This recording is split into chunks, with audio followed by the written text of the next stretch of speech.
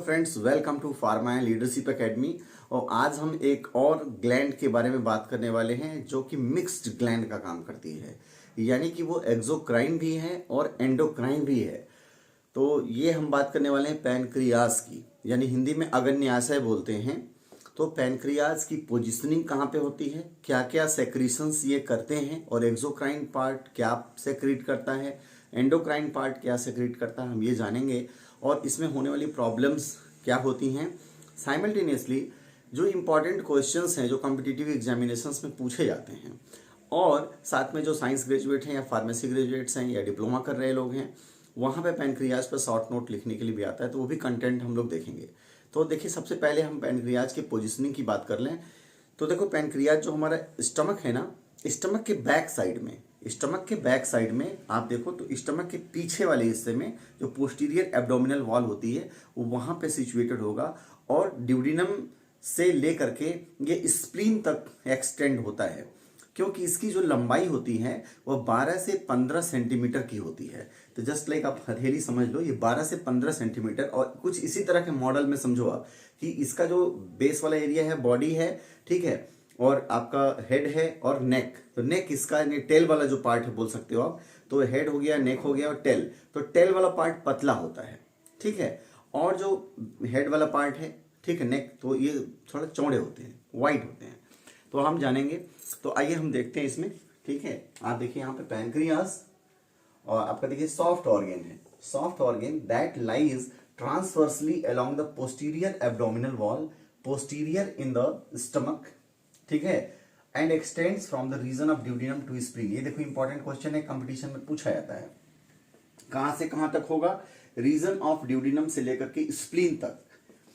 और ये देखो इसके स्ट्रक्चर की बात करें तो यहाँ ड्यूडिनम है और यहाँ स्प्लीन तक ये गया हुआ है। इसमें बॉडी है, नेक है, टेल है। तो टेल वाला एरिया कहाँ गया, स्प्लीन की तरफ, और आपका ड्यूडिनम ये बॉडी यहाँ पे है। और ये 12 से 15 सेंटीमीटर लंबा है, 12 to 15 सेंटीमीटर लॉन्ग, ठीक है। और कलर, ये भी एग्जाम में पूछा गया कंपटीशन में कि कलर कैसा होता है, तो साल्मन कलर्ड होता है, ठीक है, साल्मन कलर्ड ये इसका कलर होता है। अब देखो आगे कि ये 12 से 15 सेंटीमीटर लंबा ये जो सॉफ्ट ऑर्गन है जो कि मिक्स्ड ग्लैंड है, ये काम कैसे करता है। तो आप यहाँ देखो, पैनक्रियाज इज मिक्स्ड ग्लैंड, ये भी एग्जाम में पूछा जाता है कंपटीशन में, endocrine as well as exocrine, ठीक है। अब देखो एक इंपॉर्टेंट है यहाँ पे, अगर हम बात करें पैनक्रियाज में, आपकी सिविल सर्विसेज में पैनक्रियाज पे आता है, तो आप कहाँ पे लेते हो, कैसे देखना है। देखो यहाँ पे पैनक्रियाज में आप देखो एक्सोक्राइन पोर्शन है और एंडोक्राइन पोर्शन। जो 99% पोर्शन है वो आपका एक्सोक्राइन पोर्शन है।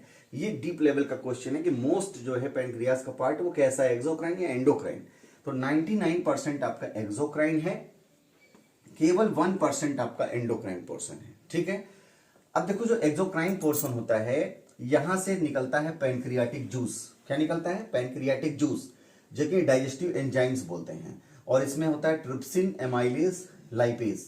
तो आप TAL समझ लो, टाल निकलता है, ठीक है, trypsin, amylase, lipase.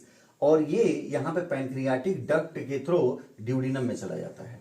Duodenum is the part of small intestine.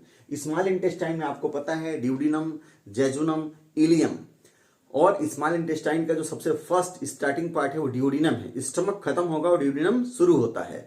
अब देखो स्टमक में इन्वायरमेंट कैसा होगा, एसिडिक, और ड्यूडिनम जैसे स्मॉल इंटेस्टाइन में जाते हो एल्कलाइन इन्वायरमेंट आ जाता है, बेसिक इन्वायरमेंट आता है। तो यहाँ जो पैनक्रियाटिक जूस होता है, इसके साथ एक और सेक्रेशन निकलता है बाइकार्बोनेट का। ये क्या करता है, एसिडिक को एल्कलाइन में कन्वर्ट करता है। अब देखो यहाँ पे मैंने बोला ना टाल, ये टाल जो है ट्रिप्सिन, एमाइलेज, लाइपेज, ये डाइजेस्टिव एंजाइम्स हैं, पैनक्रियाटिक जूस में होते हैं, और ये पैनक्रियाटिक डक्ट के थ्रू कहाँ जाते हैं, ड्यूडिनम में, ठीक है। और यहाँ देखो एंडोक्राइन पोर्शन जो 1% है, इसमें आइलेट्स ऑफ लैंगरहैंस होते हैं, सेल्स हैं। इसमें alpha cells, beta cells and delta cells. Alpha cell से ग्लूकेगॉन निकलता है जो ग्लाइकोजन को ग्लूकोज में कन्वर्ट करने का काम करता है। ये इंपॉर्टेंट है, देखो क्वेश्चन कंपटीशन में कैसे पूछा जाएगा। जैसे जो अल्फा सेल से ग्लूकेगॉन निकलता है, यह ब्लड में ग्लूकोज के लेवल को बढ़ाने का काम करता है या घटाने का काम करता है। तो ग्लूकेगॉन का मतलब ये ग्लाइकोजन को ग्लूकोज में कन्वर्ट कर रहा है, यानी ग्लूकोज की मात्रा ब्लड में बढ़ेगी, इसका मतलब ब्लड ग्लूकोज को बढ़ाने का काम कर रहा है। तो ये ग्लूकेगॉन क्या करेगा, ब्लड में ग्लूकोज के लेवल को बढ़ाएगा। और ग्लूकेगॉन कब सेक्रीट होगा, जब ब्लड में ग्लूकोज का लेवल डाउन हो जाएगा। मान लो ब्लड में ग्लूकोज का लेवल कम हो गया, अब क्या होगा, सेल्स को ग्लूकोज चाहिए, तब क्या होगा, सिग्नल जाएगा, तो ऐसे में ग्लूकेगॉन सेक्रीट होगा और ये ब्लड में ग्लूकोज के लेवल को क्या करेगा, बढ़ाने का काम करेगा, अप करने का काम करेगा। अब देखो, अब बीटा सेल है, बीटा सेल से इंसुलिन निकलता है, ठीक है। ये कब निकलेगा, जब ब्लड में ग्लूकोज का लेवल हाई हो जाएगा, यानी ब्लड ग्लूकोज लेवल क्या होगा, बढ़ जाएगा, तो ऐसे में इंसुलिन आएगा जो ग्लूकोज को क्या करेगा, कम करेगा, यानी ब्लड ग्लूकोज लेवल को डाउन करेगा। और आपको पता है एक बीमारी होती है डायबिटीज की, जिसमें क्या होता है, डायबिटीज मेलाइटस के केस में बात करें तो ग्लूकोज का लेवल क्या होता है, बढ़ गया। अब ग्लूकोज का लेवल लगातार बढ़ा रहेगा तो स्ट्रोक के चांसेस रहेंगे, कार्डियक प्रॉब्लम्स हो सकती हैं, यहाँ तक कि डायबिटिक रेटिनोपैथी है, डायबिटिक न्यूरोपैथी है, बहुत सारी प्रॉब्लम्स हैं। तो ऐसे में ग्लूकोज के लेवल को कम करना बड़ा जरूरी होता है। ऐसे में हमारा जो पैंक्रियाज का बीटा सेल है, वहां से इंसुलिन निकलता है और ये ब्लड ग्लूकोज लेवल को रेगुलेट करता है, मेंटेन करता है। और वही इंसुलिन का प्रोडक्शन अगर कम हो गया तो आपका ब्लड ग्लूकोज लेवल मेंटेन नहीं हो पाता है। In response to high concentration of blood glucose insulin is secreted, ये ग्लूकोज लेवल को कम करता है, ठीक है। अब देखो, डेल्टा सेल है, यहां से सोमैटोस्टैटिन और पैंक्रियाटिक पॉलीपेप्टाइड निकलता है। ज्यादातर अल्फा सेल पूछा जाता है, ग्लूकेगॉन्स, ये नॉर्मल वनडे एग्जाम में वहां पे यही पूछ दिया जाएगा कि ग्लूकेगॉन्स कहां से सिंथेसाइज होगा, तो ये अल्फा सेल से, ठीक है। और इंसुलिन कहां से सिंथेसाइज होगा, वो है बीटा सेल से, ठीक है। अब इसके बाद देखो, पैंक्रियाटिक जूस में मैंने आपको बोला ना कि एक तो डाइजेस्टिव एंजाइम्स हैं और एक बाइकार्बोनेट है, ये भी इंपॉर्टेंट क्वेश्चन है, पूछा जाता है। बाइकार्बोनेट ये क्या करता है, न्यूट्रलाइजेज acid which comes in duodenum from stomach, stomach से जो एसिड ड्यूडिनम में एंट्री मारता है ना, तो उस एंट्री को जो एसिड है उसको न्यूट्रलाइज करने का काम जो करता है वह बाइकार्बोनेट करता है। और ये बाइकार्बोनेट भी कहाँ किस में होता है, पैंक्रियाटिक जूस में होता है। डाइजेस्टिव एंजाइम में जैसे मैंने आपको पहले बताया, ये कार्बोहाइड्रेट फैट प्रोटीन का डाइजेशन के लिए होगा, ब्रेकडाउन करेगा, और इसमें क्या होगा, ट्रिप्सिन होगा, एमाइलेज होगा, लाइपेज होगा। ट्रिप्सिन नाम में देखो, ट्रिप्सिन ये प्रोटीन को डाइजेस्ट करता है, एमाइलेज स्टार्च को, और लाइपेज फैट को। एक और इंपॉर्टेंट क्वेश्चन है जो कंपटीशन में पूछा जाता है, वो ये है, जो एडवांस क्वेश्चन है कि जो ड्यूडिनम होता है उसमें ट्रिप्सिन आता है या ट्रिप्सिनोजन आता है, तो ड्यूडिनम में ट्रिप्सिनोजन आता है, बाद में ये एक्टिव फॉर्म में कन्वर्ट होता है ट्रिप्सिन में, ठीक है। अब देखो यहाँ पे कि पैंक्रिएटाइटिस, ये भी important question, pancreatitis, itis word आने का मतलब इन्फ्लेमेशन, यानी इन्फ्लेमेशन ऑफ पैंक्रियाज। और देखो इंपॉर्टेंट क्वेश्चन है कंपटीशन का, secretion of pancreatin juice, pancreatic juice is triggered by secretin, secretin trigger करता है तब पैंक्रियाटिक जूस सेक्रीट होता है। फिर देखो, common passage for bile and pancreatic juice is ampulla, ये देखो ये इंपॉर्टेंट है कंपटीशन के लिए। जो पैंक्रियाज से पैंक्रियाटिक जूस निकलेगा और जो बाइल जूस निकलता है, बाइल जूस और पैंक्रियाटिक जूस दोनों एक रास्ते से निकलते हैं, एक ही कॉमन डक्ट होता है, तो कॉमन पैसेज को हम एम्पुला बोलते हैं। और एक है देखो सीरम लाइपेज, अगर मान लो किसी को एक्यूट पैंक्रियाटाइटिस की प्रॉब्लम है तो उसको जो एब्डोमेन का अपर वाला हिस्सा है वहां पे पेन महसूस होगा, ज्यादा दर्द होगा, तो इसके इन्वेस्टिगेशन के लिए हम क्या करेंगे, डायग्नोसिस के लिए क्या करेंगे, तो हम सीरम लाइपेज का इन्वेस्टिगेशन कराते हैं। अगर सीरम लाइपेज का इन्वेस्टिगेशन, सीरम लाइपेज का लेवल से हम एक्यूट पैंक्रियाटाइटिस का केस हम देख सकते हैं। तो एक बार मैं रिकैप दे रहा हूं इंपॉर्टेंट क्वेश्चंस का, आप लोग देख लीजिए।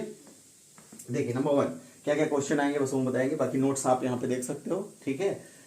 देखो, नंबर 1 ये सॉफ्ट ऑर्गन है, दूसरा इसकी लंबाई कितनी है, 12 to 15 सेंटीमीटर, पैंक्रियाज की बात कर रहे हैं, और कलर कैसा है, साल्मन कलर्ड। इसके बाद कहां से कहां तक फैला है, ड्यूडिनम से लेके स्प्लीन तक, ठीक है। Body, neck and tail, tail वाला हिस्सा आपका पतला है। इसके अलावा ये कौन सी ग्लैंड है, मिक्स्ड ग्लैंड है, exocrine endocrine. Exocrine portion 99%, endocrine 1%। Exocrine portion में आप देखो डाइजेस्टिव एंजाइम्स हैं, इसमें बाइकार्बोनेट्स हैं जो एसिड को न्यूट्रलाइज करेंगे ड्यूडिनम में, और बाकी आपके एंजाइम्स है ट्रिप्सिन, एमाइलेज, लाइपेज। ट्रिप्सिन क्या करता है, प्रोटीन के लिए, एमाइलेज कार्बोहाइड्रेट्स के लिए, स्टार्च के लिए, और लाइपेज फैट के लिए। ये पैंक्रियाटिक डक्ट से ड्यूडिनम में आते हैं, ठीक है। और जो एंडोक्राइन पोर्शन है, यहाँ पे आइलेट्स ऑफ लैंगरहैंस है, उसमें alpha cells, beta cells, delta sales.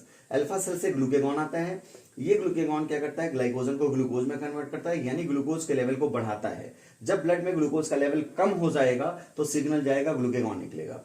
Beta cell से इंसुलिन आएगा, जो कि जब ब्लड में ग्लूकोज का कॉन्सेंट्रेशन हाई होता है तब आपका इंसुलिन सेक्रीट होगा और ये ग्लूकोज लेवल को डाउन करेगा, ठीक है। और डेल्टा सेल से somatostatin and pancreatic polypeptide. Bicarbonate क्या करता है, एसिड को न्यूट्रलाइज करेगा, जो कि स्टमक से आता है। डाइजेस्टिव एंजाइम में मैंने आपको बता दिया, यहाँ पे टाल पूछा जाता है, ट्रिप्सिन, एमाइलेज, लाइपेज कहां से निकलता है, पैंक्रियाटिक जूस का पार्ट है। पैंक्रियाटाइटिस क्या है, inflammation of pancreas. Pancreatic juice को सेक्रेशन को कौन ट्रिगर करता है, सेक्रेटिन। और कॉमन पैसेज बाइल और पैंक्रियाटिक जूस के लिए एम्पुला। और सीरम लाइपेज आपका इन्वेस्टिगेशन है, जहां से हम एक्यूट पैनक्रियाटाइटिस को इन्वेस्टिगेट कर सकते हैं। तो ये पैनक्रियाज के बारे में इंफॉर्मेशन रही। अगर कुछ भी आपको लगा कि नहीं कुछ और जानना है तो कमेंट सेक्शन में जरूर लिखिएगा, और आपको ये वीडियो कैसा लगा कमेंट सेक्शन में लिख के जरूर बताइएगा। अगले सेशन में कुछ नई इन्फॉर्मेशन के साथ फिर मुलाकात होगी। तब तक बने रहिए हमारे YouTube channel pharma and leadership academy के साथ। Thanks for watching. जय हिंद।